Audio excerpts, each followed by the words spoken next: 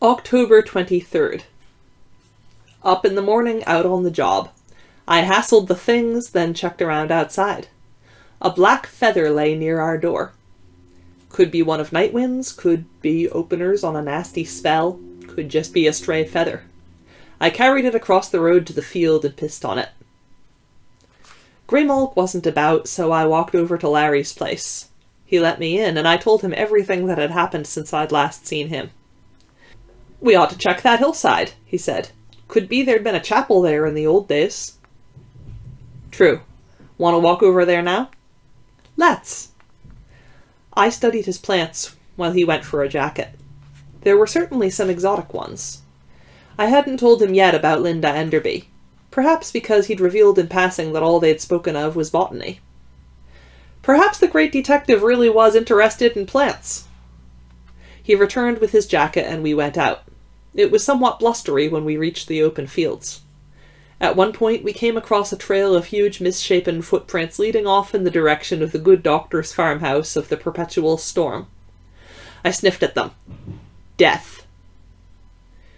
"The big man's been out again," I remarked. "I haven't been over that way to say hello," Larry said. "I'm beginning to wonder now whether he isn't a rather famous man I've already met seeking to further his work." He did not elaborate, as we came upon a crossbow bolt about then stuck in the bole of a tree. "What about Vicar Roberts?" I said. "Ambitious man. I wouldn't be surprised if his aim is to be the only one left standing at the end, sole beneficiary of the opening." "What about Lynette? This doesn't require a human sacrifice, you know, it just sort of greases the wheels." "I've been thinking about her," he said. "Perhaps on the way back we could go by the vicarage and you could show me which room is hers." "I don't know that myself, but I'll get Greymalk to show me, then I'll show you." "Do that." We walked on, coming at last to the slopes of the small hill I had determined to be the center. "So, this is the place?" he remarked. "More or less. Give or take a little every which way. I don't usually work with maps the way most do." We wandered a bit then. "Just your average hillside," he finally said. "Nothing special about it unless those trees are the remains of a sacred grove." "But they're saplings. They look like new growth to me." "Yes, me too. I've a funny feeling you're still missing something in the equation. I'm in this version?" "Yes. We've discussed this before. If you take me out of it, where does that move it to?"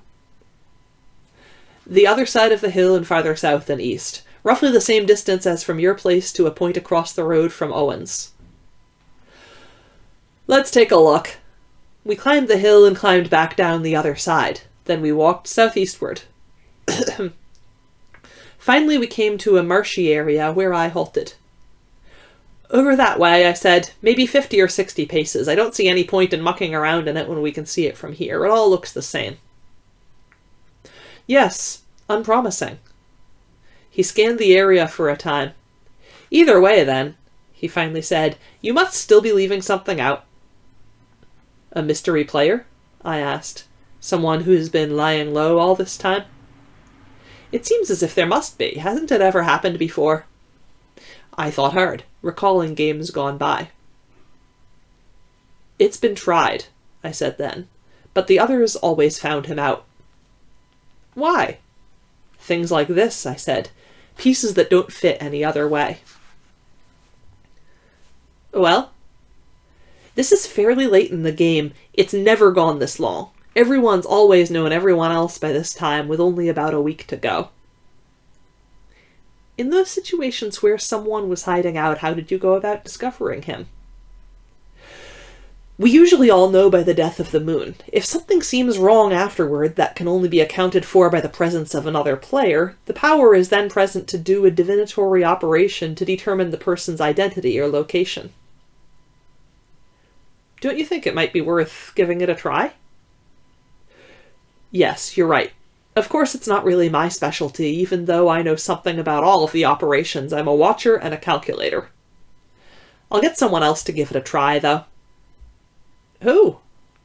"I don't know yet. I'll have to find out who's good at it and then suggest it formally so that I get to share the results. I'll share them with you then, of course. What if it's someone you can't stand? Doesn't matter. There are rules even if you're trying to kill each other. If you don't follow them, you don't last long. I may have something that person will want, like the ability to do an odd calculation, say for something other than the center. Such as? The place where a body will be found, the place where a certain herb can be located, the store that carries a particular ingredient. Really, I never knew about those secondary calculations. How hard are they to perform? Some are very hard, some are easy. We turned and began walking back. How hard's the body-finding one? He asked as we climbed the hill. They're fairly easy, actually. What if you tried it for the body of the police officer we put in the river? Now, that could be tricky since there are a lot of extra variables involved. If you just misplaced a body, though, or knew that someone had died but didn't know where, that wouldn't be too hard. That does sound like a kind of divination, he said. When you talk about being an anticipator, of having a pretty good idea of when something's going to happen, or how, or who will be there, isn't that a kind of divination? No, I think it's more a kind of subconscious knack for dealing with statistics against a fairly well-known field of actions. Well, some of my calculations would probably be a lot closer to doing overtly what you seem to do subconsciously. You may well be an intuitive calculator. That business about finding the body, though, that smacks of divination. It only seems that way to an outsider. Besides, you've just seen what can happen to my calculations if I'm missing some key factor. That's hardly divinatory. Supposing I told you that I've had a strong feeling all morning that one of the players has died. That's a little beyond me, I'm afraid. I'd need to know who it was and some of the circumstances. I really deal more with facts and probabilities than things like that. Are you serious about your feeling? Yes, it's a real anticipation. Did you feel it when the Count got staked? No, I didn't, but then I don't believe he'd technically have been considered living to begin with. Quibble, quibble, I said, and he caught the smile and smiled back. It takes one to know one, I guess. You want to show me Dog's Nest? You've gotten me curious. Come on, I said. And we went and climbed up to it. At the top we walked around a bit, and I showed him the stone we had been sucked through. Its inscription had become barely noticeable scratchings again. He couldn't make them out either. Nice view from here, though, he said, turning and studying the land about us. Ah, there's the Nance. I wonder whether Mrs. Enderby's cuttings are taking. There was my opening. I could have seized it right there, I suppose, and told him the whole story from Soho to here. But at least I realized then what was holding me back. He reminded me of someone I once knew. Rocco. Rocco was a big floppy-eared hound, always happy, bouncing about and slavering over life with such high spirits that some found him annoying. And he was very single-minded. I called to him one day on the street, and he just dashed across, not even paying puppy attention to his surroundings. Got run over by a cart. I rushed to his side, and damned if he still didn't seem happy to see me in those final minutes. If I'd kept my muzzle shut, he could have stayed happy a lot longer. Now? Well, Larry wasn't stupid like Rocco, but he had a similar capacity for enthusiasm, long frustrated by a big problem in his case. He seemed on the way to working out some means for dealing with the problem now, and the great detective in the guise he had assumed was cheering him up a good deal. Since I didn't really see him as giving much away, I thought of Rocco and said the hell with it, later. We climbed down then and headed back, and I let him tell me about tropical plants and temperate plants and arctic plants and diurnal nocturnal plant cycles and herbal medicines from many cultures. When we neared Rastov's place, I saw at first what appeared to be a piece of rope hanging from a tree limb blowing in the wind. A moment later I realized it to be quicklime, signaling for my attention. I veered to the left-hand side of the road, quickening my pace. Snuff! I was looking for you, he called. He's done it! He's done it! What? I asked him. Did himself in. I found him hanging when I returned from my foraging. I knew he was depressed. I told you. How long ago was this? About an hour ago, he said. Then I went to look for you. When did you go out? Before dawn. He was all right then? Yes, he was sleeping. He'd been drinking last night. Are you sure he did it to himself? There was a bottle on a table nearby. That doesn't mean anything, the way he'd been drinking. Larry had halted when he'd seen I was engaged in a conversation. I excused myself from quicklime and brought him up to date. Sounds as if your anticipation was right, I said. But I couldn't have calculated this one. Then a thought occurred. The icon, I said. Is it still there? It wasn't anywhere in sight, Quicklime replied. But it usually isn't unless he takes it out for some reason. Did you check where he normally keeps it? I can't. That would take hands. There's a loose board under his bed. It lies flush and looks normal, but comes up easily for someone with fingers.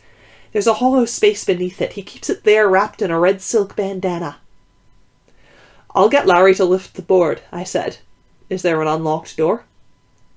I don't know. You'll have to try them. Usually he keeps them locked. If they are, my window is open a crack as usual. You can raise it up and get in that way. We headed for the house. Quicklime slithered down and followed us. The front door was unlocked. We entered and waited till Quicklime was beside us. Which way? I asked him. Straight ahead through the door, he said. We did that, entering a room I had viewed from outside on an earlier inspection. And Rastov hung there, from a rope tied to a rafter. Wild black hair and beard framing his pale face, dark eyes bugged, a trickle of blood having run from the left corner of his mouth into his beard, dried now into a dark scar-like ridge. His face was purple and swollen. A light chair lay on its side nearby. We studied his remains for only a moment, and I found myself recalling the old cat's remarks from yesterday. Was this the blood he had referred to? Where's the bedroom? I asked. Through the door to the rear, Quicklime replied. Come on, Larry, I said. We need you to raise a board. The bedroom was a mess with heaps of empty bottles all about, and the bed was disheveled, its linen still smelling of stale human sweat. There's a loose board under the bed, I said to Larry. To Quicklime then. Which board is it? Quicklime slipped beneath and halted atop the third one in. This one, he said. The one Quicklime's showing us, I told Larry. Raise it, please. Larry knelt and reached, catching an edge with his fingernails. He found purchase almost immediately and drew it gently upward. Quicklime looked in. I looked in. Larry looked in. The red bandana was still there, but no 3x9-inch piece of wood with an eerie painting on it. Gone, Quicklime commented. It must be somewhere back in the room with him. We must have missed it. Larry replaced the board and we returned to the room where Rastov hung. We searched thoroughly, but it did not seem to be present. I don't think he killed himself, I said finally. Somebody overpowered him while he was drunk or hungover, then did that to him. They wanted it to look as if he did it himself. He was pretty strong, Quicklime responded. But if he'd started in drinking again this morning, he might not have been able to defend himself well. I relayed our conjectures to Larry, who nodded. And the place is so messy, you can't really tell whether there was a struggle, he said. Though for that matter, the killer could have straightened some furniture afterwards. I'll have to go to the constable. I'll tell him I dropped by, found the door open, and walked in. At least I'd visited here before. It's not as if we'd never met. He won't know we're not that well acquainted. I guess that's best, I told him. Returning my gaze to the corpse, I said, Can't tell from his clothes either. Looks as if he'd slept in them more than once. We moved back to the front room. What are you going to do now, Quicklime? I asked. You want to move in with Jack and me? That might be simplest, us closers sticking together. I think not, he hissed. I think I'm done with the game. He was a good man. He took good care of me. He cared about people, about the whole world. What's that human notion? Compassion. He had a lot of that. It's one of the reasons he drank a lot, I think. He felt everybody else's pain too much. No, I'm done with the game. I'll slip back to the woods now. I still know a few burrows, a few places where the mice make their runs. Leave me alone here for a while now. I'll see you around, Snuff. Whatever you think is best, Quicklime, I said. And if the winter gets too rough, you know where we live. I do. Goodbye. Good luck. Larry let me out, and we walked back to the road. I'll be going this way then, he said, turning right. And I'll go this way. I turned left. See you soon for the follow-up on this, he said. Yes. I headed home. And you will lose a friend. The old cat had said that too. It had slipped my mind till now. Jack was not in, and I did the rounds quickly, leaving everything in good order. Stepping outside then, I located his spoor and tracked him to Crazy Jill's. Grey Mulk watched me from the top of the wall. Hello, Snuff, she said. Hello, Grey. Jack is here? Yes, he is in having a meal with the mistress. He ran low on supplies, and she decided to feed him before their trip. Trip? I asked. What trip? A shopping trip into town. He did say something about being low on necessities and needing to visit the market soon. Yes, so he sent for a coach. It should be here in an hour or so. It will be exciting to see the town again. You're going too? We're all going. The mistress also needs some things. Shouldn't we stay behind to guard the places? The mistress has a very good day-long warding spell, which she will share. It will also capture likenesses of attempted trespassers. I understand that a part of the reason we are going this way is to see whether anyone tries such a thing. Everyone will see our coach go by. On our return, we may learn who are our most important enemies. This was decided recently, I take it? Just this morning while you were out. This may be a good time for it, I acknowledged, with the big event only a week from tomorrow, and in light of the way things have been going. Oh, she rose, stretched, then jumped down from the wall. There are new developments? Walk with me, I said. Where? To the vicarage. You said we have an hour. All right. We left the yard, headed south. Yes, I told her as we went. We've lost the Mad Monk, and I recounted the morning's events. And you think the vicar did it? She asked. Probably. He seems our most militant player. But that's not why I wanted to visit his focus. I just wanted to learn the location of the room where he keeps Lynette a prisoner. Of course, she said. If he has the Count's Ring and the Alhazred icon as well as the Pentacle Bowl, he could do some pretty nasty things between now and next week. You said they mainly increased his technical prowess, and I thought you meant for the ceremony. But he could hurt people with them right now. I asked the mistress. Well, that's technical. But you acted as if it weren't important. I still don't think it is. He'd be a fool to use the actual tools that way when he should be relying on his own abilities. The tools have a way of producing repercussive effects when they're used extracurricularly. He could wind up hurting himself badly unless he's a real master, and I don't think he is. How can you be sure?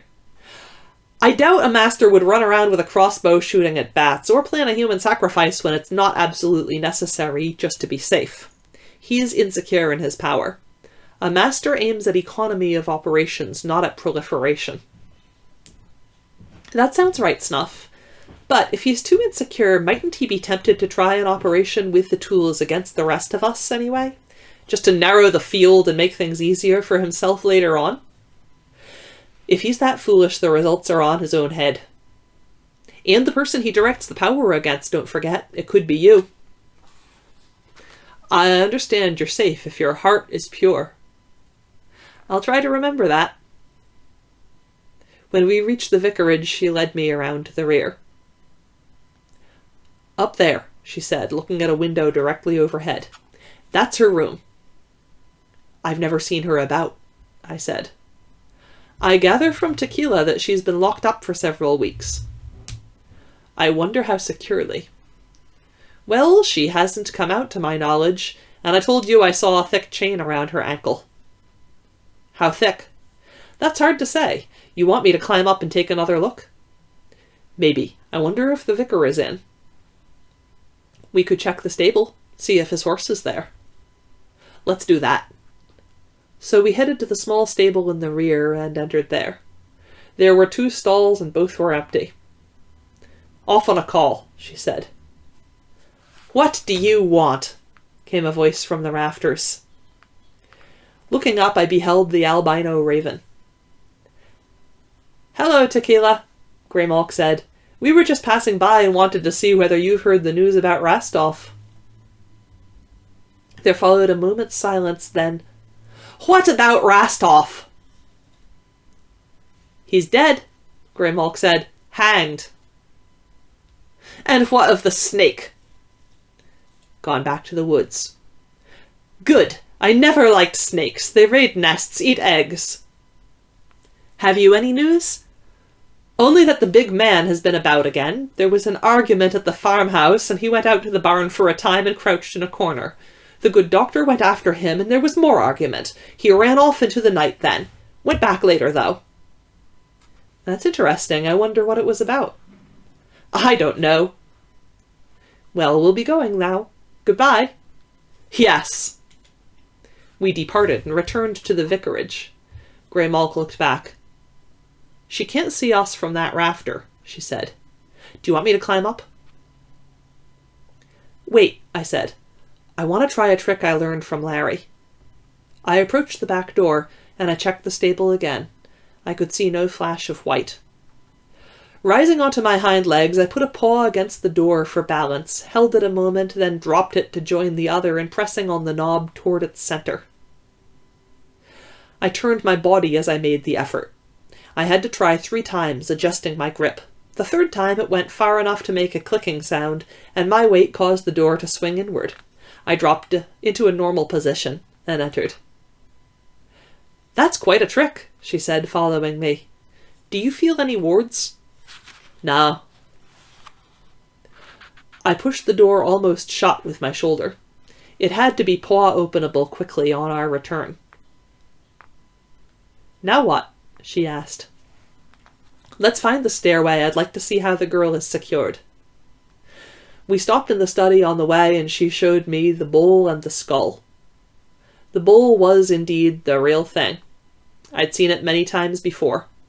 Neither the icon nor the ring lay in such plain sight, however, and I hadn't the time to try my skills on drawers. We returned to our search for a stair. It was located along the west wall. We mounted it, and Greymalk led me to Lynette's room. The door was closed, but it did not seem necessary that it be locked, with her chained up. I tried the door trick again, and it worked the first time. I'd have to see if Larry had any other good ones. As we entered, Lynette's eyes widened, and she said, Oh! I'll go rub up against her and let her pet me, Greymalk said. That makes people happy. You can be looking at the chain while I do that. It was actually the locks in which I was most interested. But even as I advanced to do that, I heard the distant clopping of a horse's hooves, approaching at a very rapid pace. Uh-oh, Greymalk said amid purrings, as the girl stroked her and told her how pretty she was. Tequila must have seen us come in, flew off, and given alarm.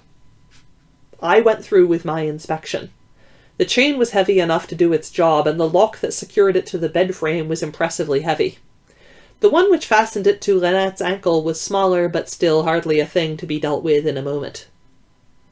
I know enough, I said as the hoofbeats came up beside the house, turned the corner, and I heard a horse blowing heavily. Race you home, Greymalk said, leaping to the floor and running for the stair. The rider was dismounting as we bounded to the first floor. A second or two later I heard the back door open, then slam. "Bad," Greymalk said. Then, "I can occupy the vicar." "The hell with him! I'm going to take out the study window!" I reached the corner just as the nasty little man came around the other corner, a riding crop in his hand. I had to slow to turn into the room, and he brought it down across my back. Before he could strike a second time, though, Greymalk had leaped into his face, all of her claws extended. I bounded across the room, a scream rising at my back, and leaped at the window, closing my eyes as I hit. I took the thing with me, mullions and all. Turning then, I sought Greymalk. She was nowhere in sight, but I heard her yowl from within. 2 bounds and a leap brought me back into the room. He was holding her high by her hind legs and swinging the crop. When it connected, she screamed, and he let her fall, for he had not expected me to return, let alone be coming at him low off the floor with my ears flat and a roar in my throat straight from my recent refresher with Growler. He swung the crop, but I came in beneath it. If Greymalk were dead, I was going to kill him. But I heard her call out, "I'm leaving!" as I struck against his chest, knocking him over backward. My jaws were open, and his throat had been my target. But I heard her going out the window, and I turned my head and bit hard, hearing cartilage crunch as I drew my teeth along through his right ear. Then I was off of him, across the room, and following Greymalk outside to the sounds of his screams. "Want to ride on my back?" I called to her. "No, just keep going!" We ran all the way home. As we lay there in the front yard, me panting and her licking herself, I said, "Sorry I got you into that, Grey." "I knew what I was doing," she said. "What did you do to him there at the end?" "I guess I mangled his ear." "Why?" "He hurt you." "I've been hurt worse than that." "That doesn't make it right." "Now you have a first-class enemy." "Fools have no class." "A fool might try the tools against you, or something else." I interrupted my panting to sigh. Just then a bird-shaped shadow slid across us. Looking up, I was not surprised to see Tequila go by. After lunch and a quick running of my rounds, the coach came by and we all entered and embarked for town. It had room for me to sit beside a window, while Greymalk curled up on the seat across from me. Master and mistress faced each other to my right, chatting beside a window of their own. I'd received only a few minor cuts from the glass. But Greymalk had a nasty welt along her right side. My heart did not feel pure when I thought of the vicar. I watched the sky. Before we'd gone a mile, I caught sight of Tequila again. She circled above the coach, then swooped low for a look inside. Then she was gone. I did not awaken Greymalk to remark upon it. The sky was cloudy, and a wind occasionally buffeted the coach. When we passed the gypsies' camp, there was small activity within, and no music. I listened to the horses clop along, muttering about the ruts and the driver's propensity to lay on the lash at the end of a long day. I was glad I wasn't a horse. After a long while we came to the bridge and crossed over. I looked out across the dirty waters and wondered where the officer had gotten to. I wondered whether he had a family. As we moved along Fleet Street to the Strand and then down Whitehall, I caught occasional glimpses of an albino raven, variously perched, waiting. We made several stops for purchases along the way, and finally, when we disembarked in Westminster, site of many a midnight stroll, Jack said to me, "Let's meet back here in about an hour and a half. We've a few esoteric purchases to make." This was fine with me, as I enjoy wandering city streets. Greymalk took me to see the Mews where she'd once hung out. We spent the better part of an hour strolling, sorting through collected smells, watching the passers-by. Then, in an alley we'd chosen for a shortcut, I had a distinct feeling halfway down its length that something was wrong.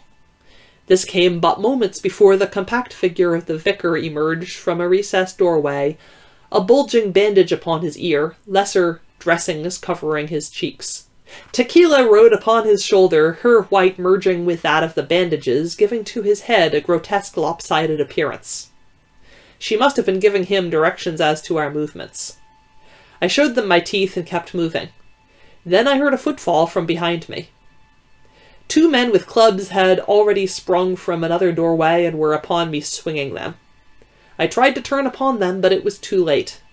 I heard the vicar laugh right before one of the bludgeons fell upon my head. My last sight was of Greymalk streaking back up the alley. I awoke inside a dirty cage, a sickening smell in my nose, my throat, my lungs. I realized that I had been given chloroform. My head hurt, my back hurt.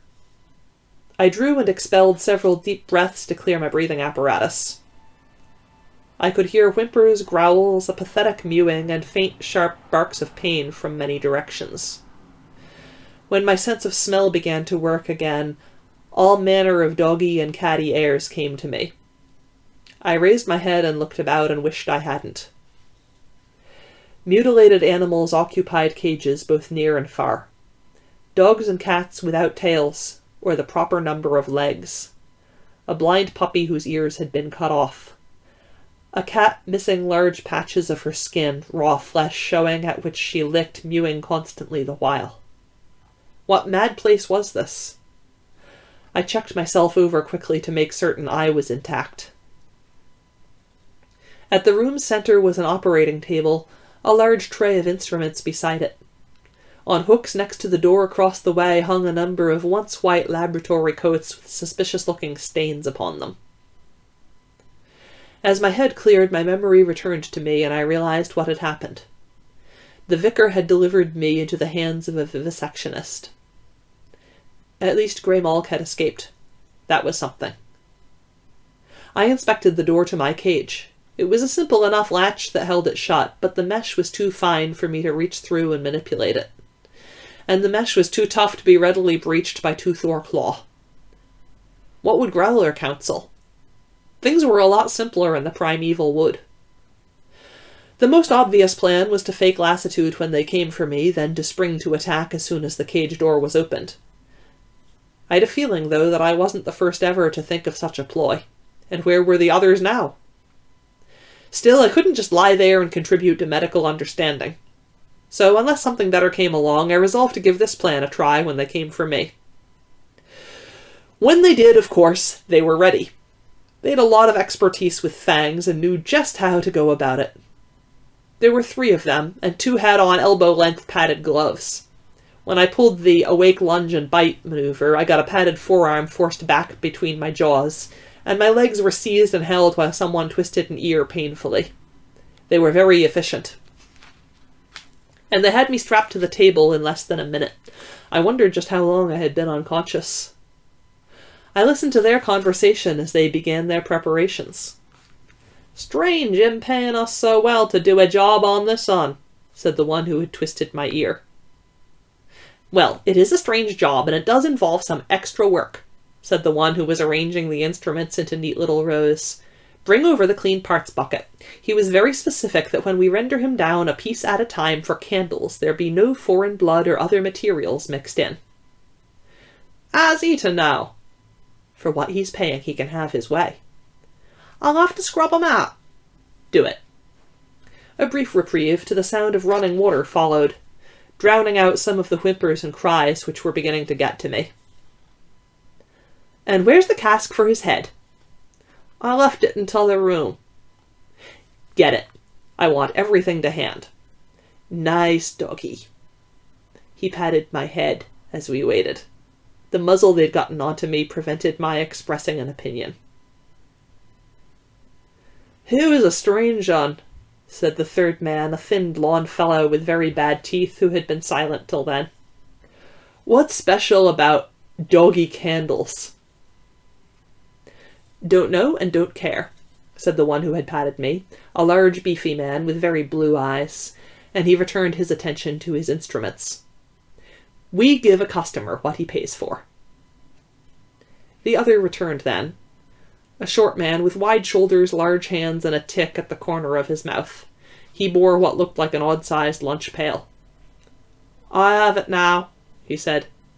"Good, then. Gather round for a lesson." Then I heard it. Zzz. a high-pitched whine descending to a low throb in about 3 seconds each cycle. It is above the range of the human ear, and it accompanies the main curse, circling at a range of about 150 yards initially. Bzz. "First I will remove the left rear leg," began the beefy man as he reached for a scalpel. Bzz. The others drew near, reaching after other instruments and holding them ready for him. Bzz. The circle might well be smaller by now, of course. There came a loud pounding upon an outer door. "The devil," said the beefy man. "Shall I see who 'tis?" asked the smaller man. "No, we're operating. He can come back if it's important." Bzz. It came again, more heavily. This time it was obviously the sound of someone kicking upon the door. "Inconsiderate lout! Ruffian! Churl!" Bzz. The third time that the knocking occurred, it seemed as if each blow were performed by a strong man striking his shoulder against the door, attempting to break it down. "What cheek!" "Perhaps I should have words with him?" "Yes, do." The shorter man took a single step toward the entrance when a splintering sound reached us from the next room, followed by a loud crash. Bzz. Heavy footsteps crossed the outer room. Then the door immediately across from me was flung open. Jack stood upon the threshold, staring at the cages, the vivisectionists, myself upon the table. Grey Malk peered in from behind him. "Just who do you think you are, bursting into a private laboratory?" said the beefy man. "Interrupting a piece of scientific research," said the tall man. "And damaging our door," said the short man with the wide shoulders and large hands. Zzz. I could see it now, like a black tornado, surrounding Jack, settling inward. If it entered him completely, he would no longer be completely in control of his own actions. "I've come for my dog," he said. "That's him, on your table." He moved forward. "No, you don't, laddie," said the beefy man. "This is a special job for a special client." "I'll be taking him and leaving now." The beefy man raised his scalpel and moved around the table. "This can do amazing things to a man's face, pretty boy," he said. The others picked up scalpels also. "I guess you never met a man as really knows how to cut," the beefy one said, advancing now. Zzz. It was into him, and that funny light came into his eyes, and his hand came out of his pocket and captured starlight, traced the runes on the side of his blade. "Well met," Jack said then through the teeth of his grin, and he continued to walk straight ahead. When we left, I realized that the old cat had been right about the C's and messes, too. I wondered what sort of light they would give.